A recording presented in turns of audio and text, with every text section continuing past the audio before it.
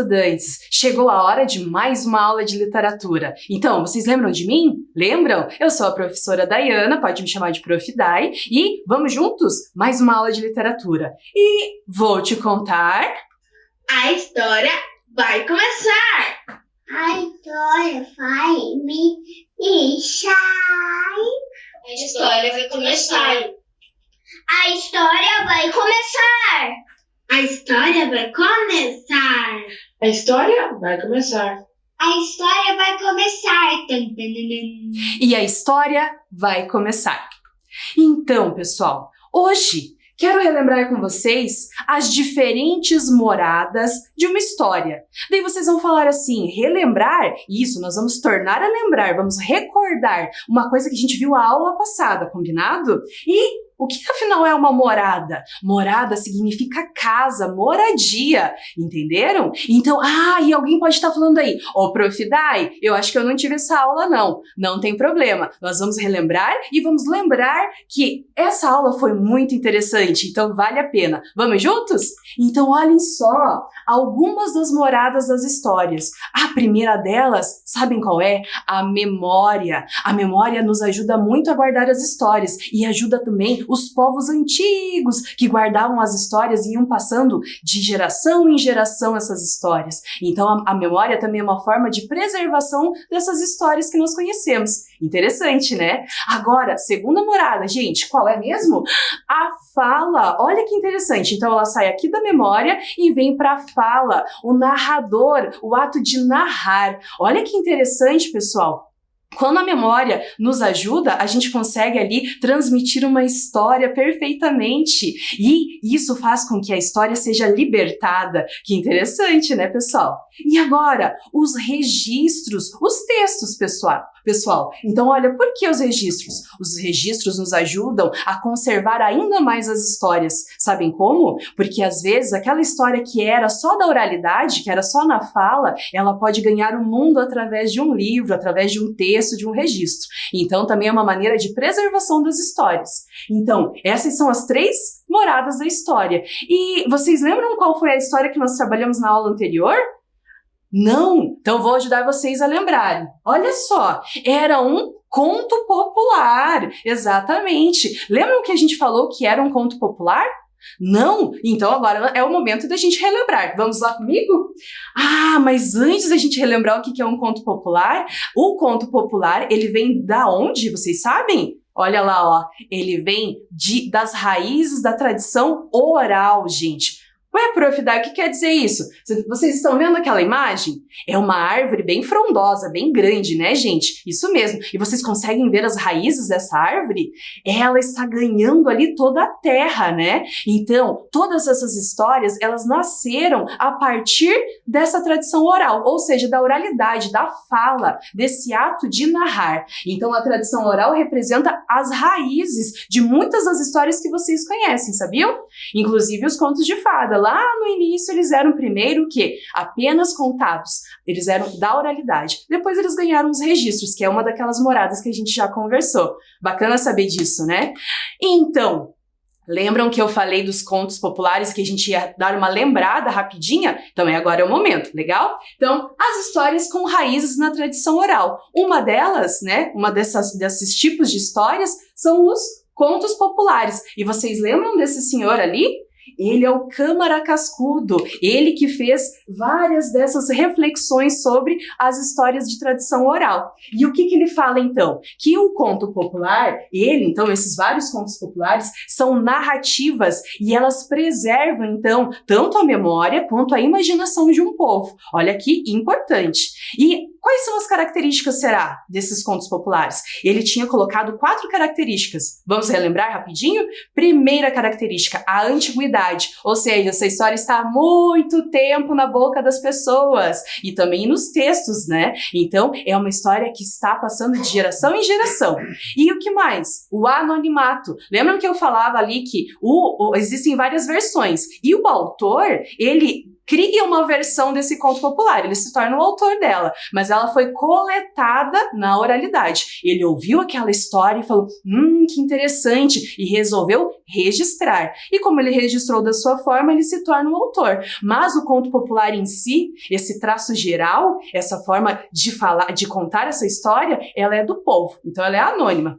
Agora, a próxima é a divulgação, a próxima característica. Ou seja, o que eu falei? Ela não sai da boca do povo. Ela é contada e recontada muitas vezes. E a persistência, ela continua ali desde há muito tempo que a gente ouve essas histórias e ela continua presente no nosso dia a dia. Então, essas são as características. Legal a gente descobrir isso, né?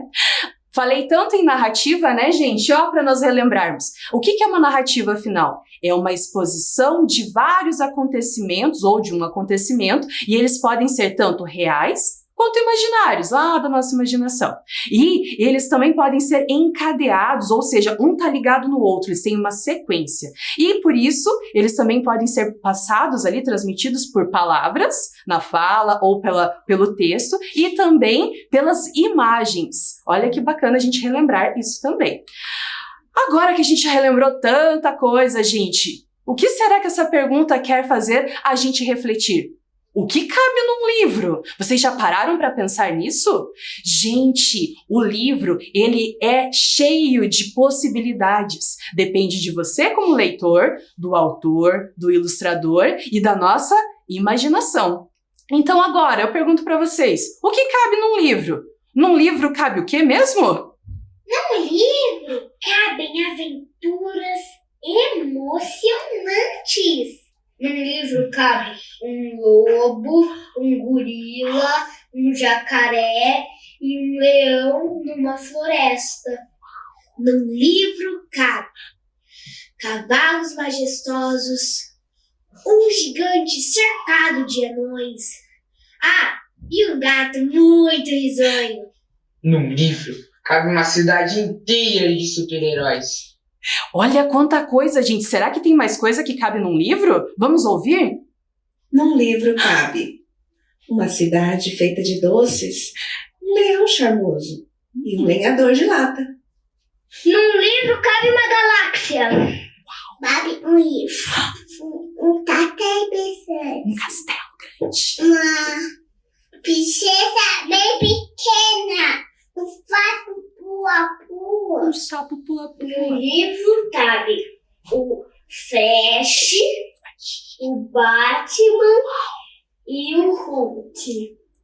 Gente, quanta coisa cabe num livro! Olhem só, foi lindo! Agora que a gente já relembrou isso, eu quero trazer para vocês um livro que fala sobre isso. Esse livro é do autor Ilan Breman e foi ilustrado pelo Fernando Vilela. Não é essa a história de hoje, não, mas foi daqui que a professora Dai pensou em fazer vocês refletirem. O que será que cabe num livro? Cabe tanta coisa, não é mesmo? Então, num livro cabe o mundo todo e todo mundo, como disse o próprio autor desse livro aqui, o Ilan Breman. Agora que a gente refletiu sobre o que cabe num livro, vocês repararam que aqui na minha mesa tem alguns livros? Isso mesmo. Tem os livros que nós utilizamos na aula passada, de conto popular. Quem lembra da história Coco Verde e Melancia? Nós ouvimos na aula passada. Quem não ouviu não tem problema não, que hoje a gente vai ouvir uma nova história também. O que estará dentro de um livro bem especial que está aqui em cima da mesa, hein? Agora, tem um livro muito especial aqui, gente. E esse livro está guardando o que vai nos trazer essa história. Vamos ver o que é, então? Gente, olha só! O que será que é isso? Vocês conseguiram identificar o que é? Uma estrela! Então, olha só, uma estrela será um dos personagens da história de hoje. Gostaram de conhecer essa história? Será que vocês vão gostar de conhecer? Gostaram de conhecer a estrela? Ela vai fazer parte da história. Vou deixá-la aqui e vamos então pensar. Só que essa história, olha lá, ó, já tá dando a dica. É uma lenda. Vocês já ouviram falar em lenda? Já, lá na escola, né? Ah, em casa também? Bacana. Então agora a gente vai pensar e refletir o que será que é isso? O que é uma lenda? Então, olha só, mais uma vez, o autor Câmara Cascudo que vem nos ajudar a explicar o que é uma lenda. Gente, então, a lenda tenta o quê? Ela tenta explicar ali um hábito coletivo de um povo ou de uma comunidade, tenta explicar um costume, algo que é uma tradição ou um acontecimento. Muitas vezes algo que o ser humano não compreende. E ele precisa, então, ele utiliza a lenda para tentar explicar isso. Olha só. O segundo tópico está falando ali, possui uma atmosfera sobrenatural. O que é isso? Atmosfera é isso que está aqui. Então, a atmosfera sobrenatural é porque tem personagens com poderes mágicos, personagens fantásticos. Olha só, então, o que nos espera nessa história. Possui um traço religioso, tem a ideia de crença, quando um povo acredita muito naquilo. Então, é muito importante a gente pensar nisso, que a lenda também traz essa característica. E perdura de geração em geração. Prof. Dai, o que é perdura? É quando dura muito tempo. Lembra que a gente falou que essas histórias de tradição oral, elas vêm lá da ancestralidade, lá de um momento muito, muito antigo? Então é isso. E, por último, essa história, essas lendas, elas vinculam-se, elas estão ligadas ao espaço geográfico, ou seja, a um local e também a um momento histórico de um povo e desse povo que lhe deu origem. Ou seja, geralmente alguma coisa ali da história realmente aconteceu e existe. Então, olha que interessante. O que será que vai acontecer nessa história de hoje? Olha, só que a história de hoje, mais uma dica, é uma lenda indígena. E essa autora, ela nos ajuda a entender que a lenda indígena, às vezes, ela não é igual às lendas que a gente conhece no dia a dia. Por exemplo, uma lenda urbana. Eu quero pontuar uma coisa. O 4º ano, com a professora Márcia, lá de língua portuguesa, trabalharam lenda. Então, vocês viram que tem vários tipos de lenda. Para quem não viu, eu vou falar. Existem vários tipos. Esse é um tipo, que é a lenda indígena. Mas tem a lenda urbana, por exemplo, e muitas outras, né? Então, olha só. O que a professora vai dizer, então? Que é muito importante que a gente perceba essas diferenças, que a lenda indígena tem uma característica diferente, ou seja, ela exerce função de arquivo ou documento cultural, que fornece, então, as bases da sociedade. Então, não convém a gente perguntar, isso aconteceu ou não? É verdadeiro ou falso? Porque para aquele povo, ela pode ser uma crença, ou seja, ela é muito, muito respeitada por aquela comunidade, por aquele povo. Então, a gente precisa sempre respeitar essas diversidades de cada cultura, certo? E, então, essa é a professora Janice, certo? Agora, olha só! É a obra de hoje, gente. Deixa eu pegar aqui, que vocês estão vendo ali na tela, mas também ele está aqui. Então, a obra de hoje é essa. Olha lá o nome da história. Estrela Caingangue. Uma lenda, né? A lenda do primeiro pajé. O que será que esconde esse livro? O que será que esconde essa história? A gente já vai descobrir. Mas antes, eu vou mostrar para vocês rapidamente quem é a autora. Essa é a autora da nossa história, a Vangri Caingangue. Ela é uma autora indígena e ela, então, passou todo o conhecimento que ela tinha em relação a essa história, que é muito respeitada pelo povo Caingangue. A Vangri, ela, além de ser escritora, ela também é arte educadora, ela é ilustradora também e artista plástica. Então, é muito interessante. Agora, outra pessoa que eu quero que vocês conheçam é a Catarina Bessel. Ela é a ilustradora e foi muito legal conhecê-la porque ela adora fazer leituras e foi a partir das leituras do avô, que o avô fazia para ela, que ela se encantou pela arte de ilustração. Então, olha que bacana. Legal a gente conhecer tudo isso, né? Então, vamos para a história? Estrela Caingangue, a lenda do primeiro pajé, de Vangri Caingangue e Catarina Bessel. Há muito tempo, quando ainda não existiam pajés e nenhuma aldeia e nenhum povo indígena, assim como os Caingangue, muitas pessoas viviam doentes e não tinham muitos remédios. Certa noite, uma estrela que estava lá no céu decidiu descer para a terra. E ao descer para a terra, encontrou uma linda moça e se apaixonou. Ele voltou em forma de um índio Caingangue e a moça também fazia parte daquele povo. Então casaram-se. Foi lindo. Eles não se largavam. Ele não deixava nem um minuto a sua esposa. Inclusive, a levava para a guerra junto com os guerreiros Kaigang. Passado algum tempo, a moça engravidou. E todos festejaram na aldeia. Não teve ninguém que não festejasse naquele dia. O homem, então, né, era uma estrela disfarçada, sentiu saudade de casa.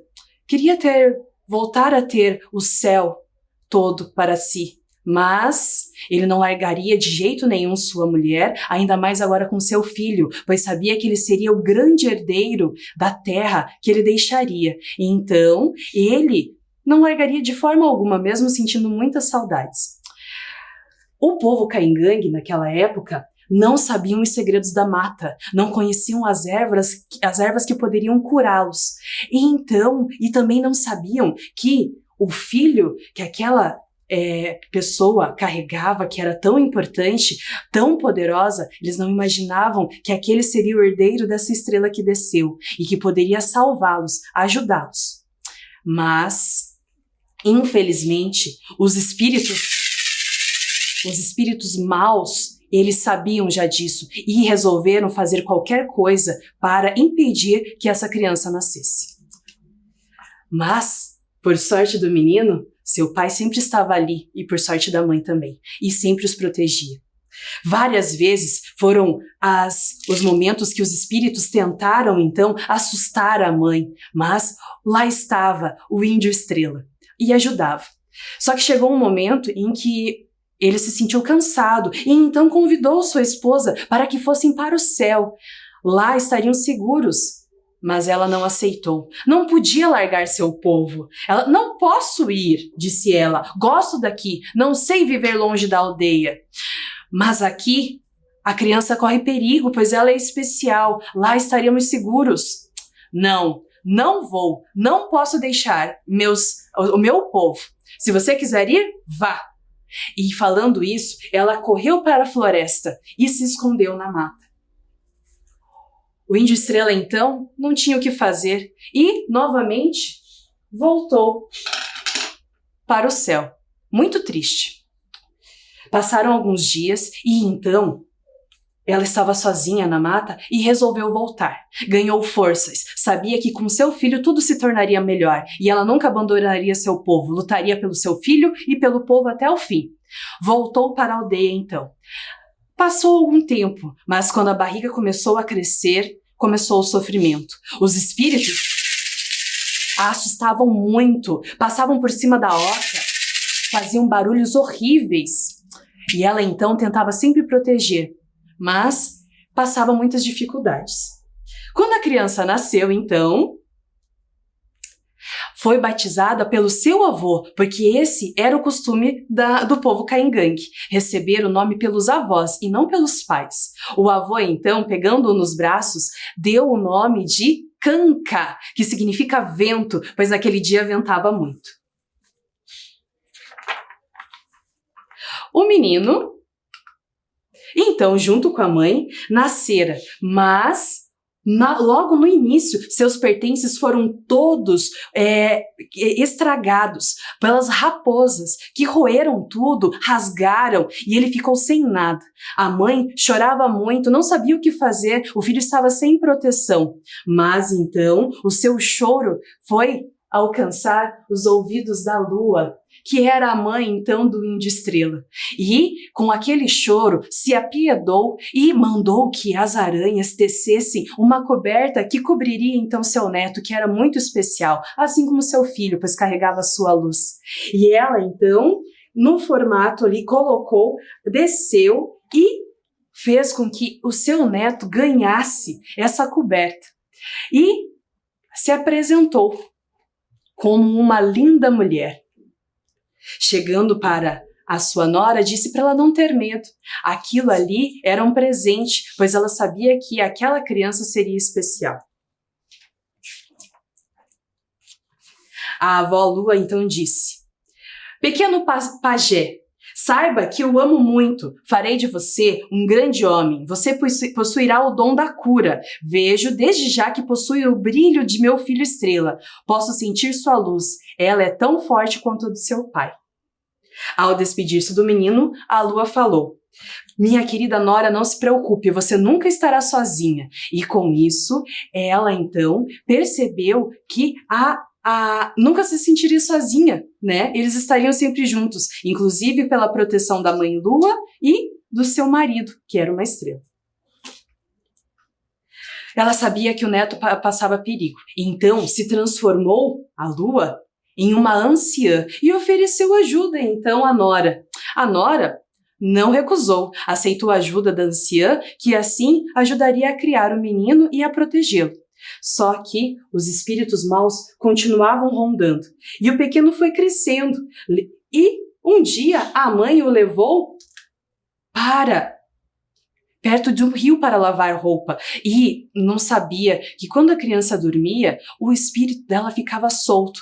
Foi nesse momento que os espíritos maus carregaram, então, o espírito dessa criança para a mata. A mãe não percebeu nada, voltou para a aldeia e a criança, então, não parava de chorar. Ao não parar de chorar, a mãe não sabia mais o que fazer. Foi, então, que pediu para que a mãe Lua voltasse e a ajudasse, pois ela não sabia o que fazer. Então, a mãe Lua desceu novamente e percebeu que aquela criança tinha perdido o espírito, pegou algumas ervas do chão, passou na criança e com aquele galho, ao soltar no chão, viu que o galho secou na hora. O espírito da criança estava perdido e precisava ser resgatado imediatamente. Foi então que ela resolveu chamar seu filho Estrela. Ele então desceu e resolveu levar o menino para dormir aquela noite no céu com eles. No dia seguinte, eles lutariam pelo espírito da criança. E isso aconteceu. A luta foi árdua, mas ao amanhecer o dia, o espírito da criança estava de novo com ele. E então, finalmente, a alma do pequeno pajé havia voltado. E a mãe Lua pediu, por favor, muito cuidado, porque isso pode voltar a acontecer. Nunca mais o deixe assim sozinho. Assim, com a proteção, a criança cresceu e começou a aprender com a anciã, ao qual se tornou muito amigo, começou a descobrir os segredos da mata, as ervas que poderiam usar para a cura, os animais com quem podia conversar para aprender sobre todo o conhecimento da natureza.